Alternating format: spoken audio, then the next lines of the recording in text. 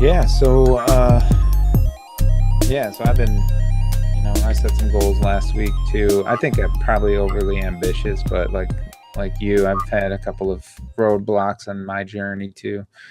So one of the things I wanted to do was get drawing again. Like I had a blast during Inktober, and I wanted to do at least like a drawing a week. So it wasn't as intense as Inktober, but at least it kept me flowing. And to be honest, like I did get the page and my pencils out and all set up and my space ready to go, but I had pretty busy couple of weeks at work too, that by the time I get home and I get the kids to bed and visit with the wife, I've got maybe about an hour or two if I want to push it to really get anything done. And sometimes I got nothing left in the tank at the end of the day. I'm staring at this sheet of paper and I'm just like drained. That happened a couple of nights where I'm just like, man, this is I don't feel inspired. I'm just and maybe that's something I need to figure out how to work through. Because I mean, if this was a paid project, I would find a way to make it happen regardless of how I felt about it. And I know that's like some people will push through that. So, John, And can I ask you really quick, like, yeah. and hopefully this, isn't too personal and stuff. Like you're a father, right? Like, Mm-hmm. Yeah, yeah, that's right. I got 3 little boys at home. yeah, yeah, and like, what's kind of like the age range, you know? My oldest is 5. I've got a 2-year-old and a 10-month-old. And so So that's that's significant. That's a lot. I mean, that's a kind of like what Tim said. I mean, that's not like an excuse. Those are legitimate, you need to be there situations. So anyway, yeah, yeah. I mean, the kids miss their dad when he's gone all day at work too. So it's like I cherish those moments when I come home and they just like totally tackle me and I get to spend some time with them. And then the 2-year-old is potty training, so that's a ton of work. And the 10-month-old is still getting up throughout the night, and I mean the 2-year-old is too. So yeah, I mean, I think one of the ways to combat like drawing fatigue would be to like get up and do it first thing in the morning. yeah, But the problem with that is when I'm exhausted and I've been up all night with kids, it's like I am not. I discovered that early on about like, yeah, I'd like to work out. Like before kids, I used to work out before work. It felt great. Get an exercise in, right. go to work. But it's like, man, as soon as I had that first baby, it was like, I'm not getting up at 6 o'clock or 5 o'clock in the morning. Like, I'm not doing any of that. I'm gonna just like get a cup of coffee and drag my butt out the door to make it to the day job. So I don't know. That's part of the struggle. Is like, all right, how do you do this? It is really tough. And for the people that have kids, I know like Jason Brubaker has a family and he's, does a lot of, I mean, he's doing it full time now, but there was a time that, while he's at DreamWorks, he's doing other things. That's really inspiring to see a guy like that achieve so much. So I try to like look at it like, yeah, I am making excuses. They may be valid, but that's the difference between people that don't make projects and people that do. Like you've got to find a way to overcome that. But I must say, like the doing these videos though, I was thinking to myself, like, oh man, I really want to show like this is what I did since last time. I want to show you the artwork on the it's like, man, I'm not gonna have a drawing to show this time around. Yeah. So I think it's already kind of working a little bit because I did feel the pressure from that, even though it wasn't enough pressure, I guess, to make it happen. So that's one thing. But on the other hand, I did make progress in thinking about doing these videos, and maybe it's cart before the horse kind of a thing because we're like, let's do the promotional thing before the work's even done. But it's sort of like, all right, we're still pushing the ball forward, and this is a part of it that we're just like setting up. So I felt like it was good to get a camera, think about lighting more, and get this microphone working and that kind of stuff. And I'm considering other things like music for this. Not that I want this video to take over from like the passion project that I want to do, but But to me, it's part of it. It's part of the whole thing with like sharing it with the rest of the world. So, Yeah. so that wasn't exactly a goal that I set last time, but it ended up being like a focus from last time to this time. Um, and I wanted to do a video where I can share more in depth about what I'm doing with Yeshuo, my book. I wanted to kind of share a little bit of like how it started and the process. And I got to thinking like that might be one of those videos that I want to do a little bit later down the road, where I can actually shoot it with a legit camera, not just a webcam, and maybe do some editing and share some like art and actually make a video presentation that I could share, as opposed to just doing like a one-off sort of similar thing like this without you two guys. So I was like, you know what, I don't know that I'm at that stage where I need to be producing consistent videos and sharing things just yet. So I've had to like rethink my plan for this year a little bit, because I really want to put the focus on the book. And like I said, at the end of the day, I've got about an hour of time to myself to actually work. So I want to put that into the book. And so for me, the biggest deadline that I've got coming up is having the script done by the end of the month. And so I did have a chance to do some writing and considering the story. Um, and yeah, like Tim mentioned earlier, I have been writing this thing for a long time, and a big part of that is like I didn't go to school to be a creative writer. You know, I'm a visual artist, but it doesn't mean that I don't have something to say through the art of storytelling. Um, and so for me, I've done a lot of learning over the past few years about how do you write a story, how do you structure it, like what are ways that like make for a good story. Um, so that learning process, but then now it's like I've acquired all this knowledge, and how do you distill it down into this particular project, and like what's going to be appropriate. And uh, at first I started thinking in terms of writing a movie script, like a feature film script, like books like Save the Cat sort of outline it as like here's like a template, a structure that works somewhat for making movies. I know some people hate that kind of formulaic approach, but for me, as somebody who's not a writer, to have some kind of a structure to go off of is really nice. But at the same time, a comic book script is not a movie script, and like the medium of comic books is different from a film in that you've got a shorter period of time to tell a story. You've got you've got to tell a lot of things visually, and so if you have this long meandering graphic novel, which some people do, it's going to be a ton of work to do all that drawing for it. So, you know, for me, I don't think I'm ready to do a massive book where it's going to be hundreds and hundreds of pages. Like I do have a large story and I do want to like tell an epic journey. So how do I do that in an efficient way? And that's been my struggle. I've had scripts that were more or less finished that worked and that were interesting. But when it came down to structuring the pages of a comic book, I was like, this is not going to work. It needs to be tighter and more concise. And sometimes that takes longer to figure out how to do than actually writing something out longhand or whatever. Yeah. So I made some strides, and I'm feeling pretty good about that. I don't know if I'm going to hit this February 28th deadline, but I'm definitely going to keep pushing. And if it means that I push the drawing back so I could focus on the writing with the small window of time that I have, like that's really paramount in my scheme of things. So yeah, I think that's, What's yeah, I the? think, I'm seeing the Legend Comics channel contacts. right. Yeah.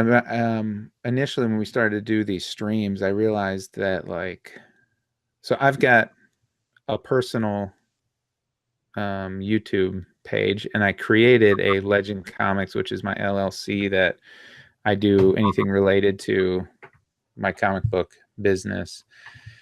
When we go to Comic-Con or something like that, if I'm buying, selling, setting things up. I've got an LLC for Legend Comics, and so I have a YouTube channel for Legend Comics that piggybacks off of mine. And for some reason or another, I couldn't do any live streaming. I could live stream, but I couldn't connect to you guys through Hangouts with my Legend Comics YouTube channel. And I don't know if it's just a matter of like it's not viewing my contact list through Google or something. So I was going to look into that this past month, but since we're already sort of up and running, I felt like I could put that low on the priority thing and kick that can down the road until it's right. Dwight's been hosting these things, so yeah. we're working. It's not that detrimental. The biggest thing is I got to hit this February 28th deadline. What's supposed to happen on the Yeshua script? Yeah, I want to get the script done, and even if it's not totally locked down and I'm moving into drawing in next month, I want to get a working script where I can like send it over to you guys and have you be my editors and be like, oh yeah, this is working, this isn't working, get a little bit of like creative feedback and maybe do like, so I suppose it's sort of I don't know, first draft, even though I've had multiple first drafts, but for this particular direction that I'm trying to go, it's a first draft that's going to be like ready to get some feedback. So when you say Yeshua script, are you talking about literally the entire script with dialogue and descriptions of everything, the whole beginning, middle, end? Is that what you're talking about having done? Is that I think it's more of an outline. Okay. Because some people don't.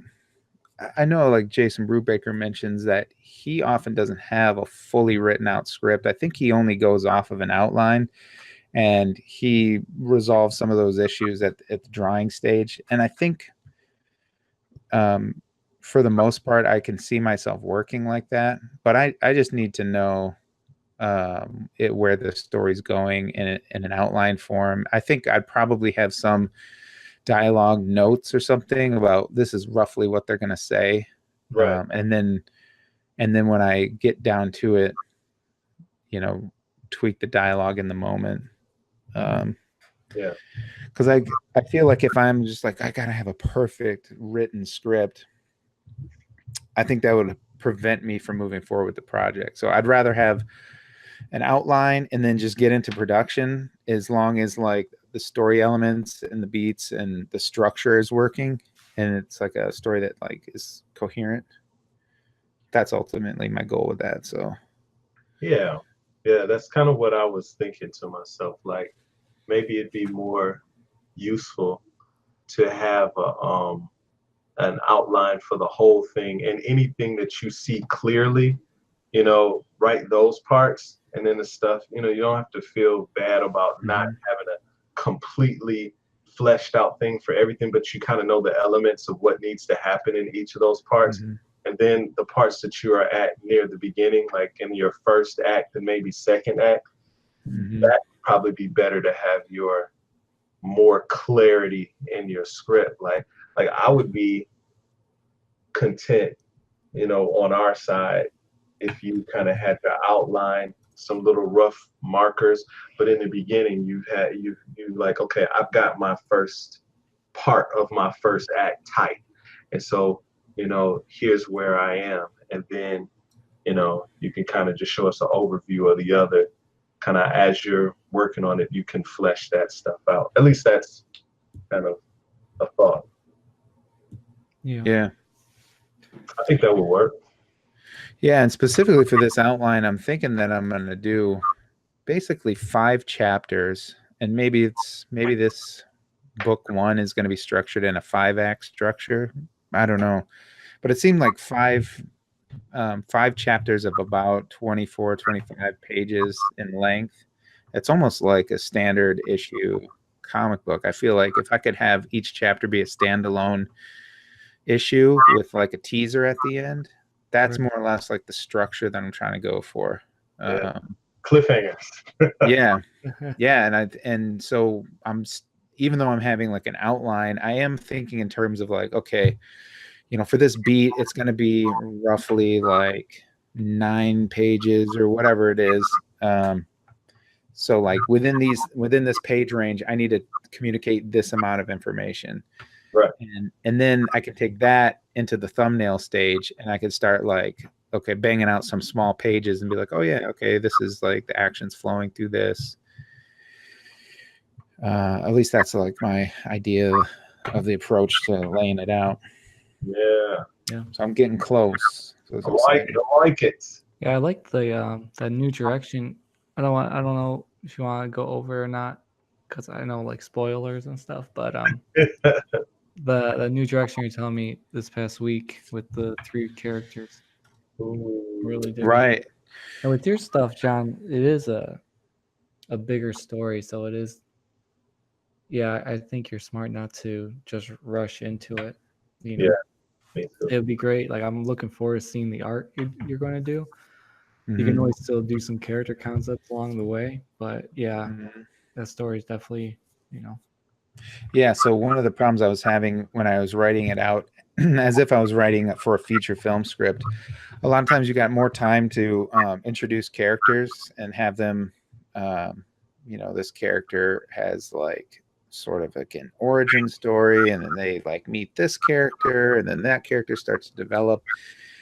And as I started realizing, it's like comic books and graphic novels, a lot of times they just jump right into the action. Like, you already know this, this character's like already in the midst of being who that character is. And then some of the stories I found are interesting. And when they flash back and say like, okay, there's a lot of questions when you jump right into the middle of a story. And you're like, why is this character doing this or that? Or how is this connection related? And then like you slowly answer those questions throughout the story. It's like kind of compels you because you want to know more. And so I started realizing like that kind of a mode of storytelling is really the direction I want to go with this. And so one of the problems I had was I've got a group of about, I guess it's like 4 or 5 characters that I see going on this epic journey together. And I was going to have like sort of how each character met each one along the way. And I was like, you know what? I just need to jump right in with these characters already in relationship with one another. And then I can reveal how that relationship came about. So that's kind of like the epiphany I had this week. And I was like, yeah, it's feeling good. Even though I have one main protagonist, it's going to be helpful to have these other 2 supporting characters that he's already connected to be able to like bounce off ideas about who this character is and develop his like what makes him tick, his flaws and all that kind of stuff. So anyway, yeah, you're right. I don't want to share too much because I'm still kind of considering how much do I want to disclose about the story, but maybe at some point I'll put together a teaser and figure out like what I want to share. But yeah. In the meantime, if you want to check it out, go to Jon Bowling Art Instagram. Right, yeah, you can see some of the characters and stuff. I mean, the story's got anthropomorphized animal characters in kind of a, I guess, a diesel punk fantasy world. Yeah, so you can kind of get a sort of a flavor of the kind of artwork that I want to do for it. Piggybacking on Tim's idea of having somebody help with just kind of your own workflow, I almost envision you like having somebody kind of do some film, like videotape you while you say, hey, here's an introduction to the world of Yeshua and stuff, and here's what inspired me to make it. I'm not going to show you everything, but the least I can do is just kind of introduce you to why I want to do it, and here's a little bit of the style, and here's maybe a couple characters and like at least the images that you have on the website and stuff, and and then at the end be like, join me for the ride. I'm doing this kind of stuff. That seems like that would be really kind of a cool thing to even have on your website. Like, so you'll have somebody like kind of doing like a very, very limited interview. Like I almost can see like Nick, just behind the camera, and then you're at the house and stuff, and you're sitting there and you're like, hey, books in the background. Yeah, there we go, right? I could see that. That could be pretty cool. Yeah, I've thought about that. I think that's kind of probably the first video that I make on my own channel would be something like that. Similar to like what people do on Kickstarter, where they're like introducing a project and getting people excited about what you're doing. Yeah. Precisely what I was thinking. Precisely. Yeah, because eventually I'll need to do that anyway if I'm going to self-publish this thing, is to, share a bit about like the journey it's been creating this thing. Kind of thinking about like your high-speed waffle guy, how I'm excited to hear that your stories are coming together for that, because I think in a similar way, it seems like you created a character and then imagined a world that this character lived in, but didn't really know the fine points about like, the start and the finish and like all the in between. Maybe you had like in your mind's eye a snapshot of like some cool scenarios or interactions with other characters. But so in a similar way, I've been drawing these characters, and at first I didn't know what world this was. I had to figure out what is the world that they live in, and then like who's my protagonist, and like what's the lesson that they have to learn, what do I want to say with this, like all these kind of like huge things. Like you're going to be a storyteller, you got something to say to an audience, and it's important that you have a clear idea of what you want to say, and then get that idea out of your head and onto the paper. It's like crazy. You think it would just all like come together, but it's like incredible labor of love to do that. So definitely, you're right. That's exactly how it came together. I don't know if anybody else has heard of Ed Hooks, right? But he used to come to CCS, and he'd have like animation workshops and kind of storytelling workshops. And one of the things he would discuss in the story is that there are what he calls adrenaline moments in your story. And these are these high peaks in your characters' life where the conflict is high. And those are the things that the audience remembers most, right? And so those are the things that I thought of when I was creating High Speed Waffle Man in his world. And I saw very clearly some of those moments. And I'm like, yes. And so, I have all of this hyperbole, kind of in my mind, but how do you string it together? So on one side, I have something that almost sounds preachy. Then I have something that's extremely silly and it's super fun. How do I weave all of that together into a format that actually is cohesive and palatable, right? And that's been something I wrote a couple drafts and it was just too deep. And then I wrote like another one and it was just way too silly. So I'm at a place where I found like a good middle ground, and I just have to write it. I just got to write it through, and not be afraid of the bumps in the road. Let's just write it all through and then revise. So yeah, exactly. Yeah, that's kind of been the process I've experienced too. Throw it, like get it on the page, like even if it's awful, even if it's like, it's like pulling teeth to get out. At least you can look at it and be like, oh, there's something. What's good about this? Like, what sucks? How do you improve it? And then we can submit it to each other for review. Yeah. All that. Yeah. And then finding your own voice too. It's like, man. So there it is. I love this stuff. I love the struggle. Yeah. That's how you get the goal. It's the journey. That's the measure of the life, right? So what are the things that we found? I guess now we're coming kind of to the end of our podcast and our outline. I think the last thing is we're talking about a resource share. What are the things that we are finding helpful or inspiring in the pursuit of our goals? Like, Tim, what do you find is there? So, I I find you inspiring, Tim. Like when I see what you do, Yeah. you know, I'm like, Tim, you really inspire me just how you do. And I already kind of outlined what some of those things are.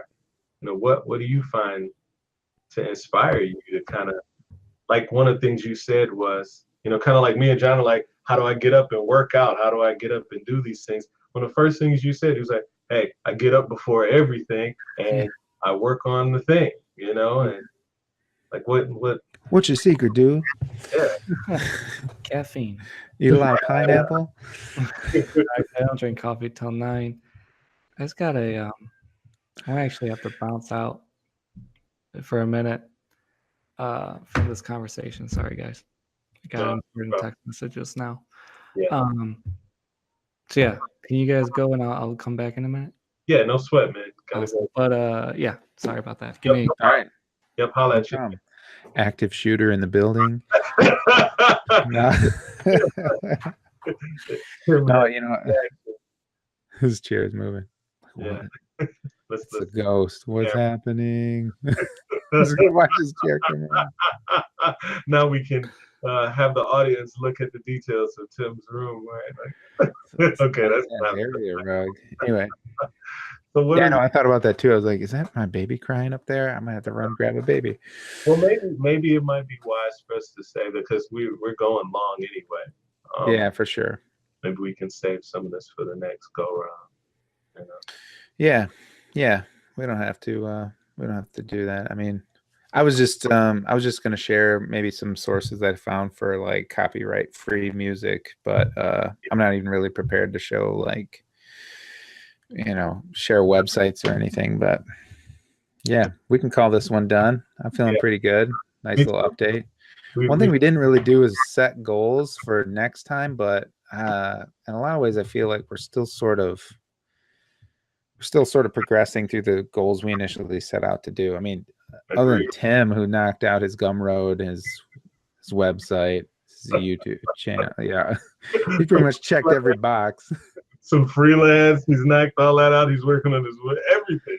So, but for me, it's gonna be the same list that I got to figure out how to make happen this time around.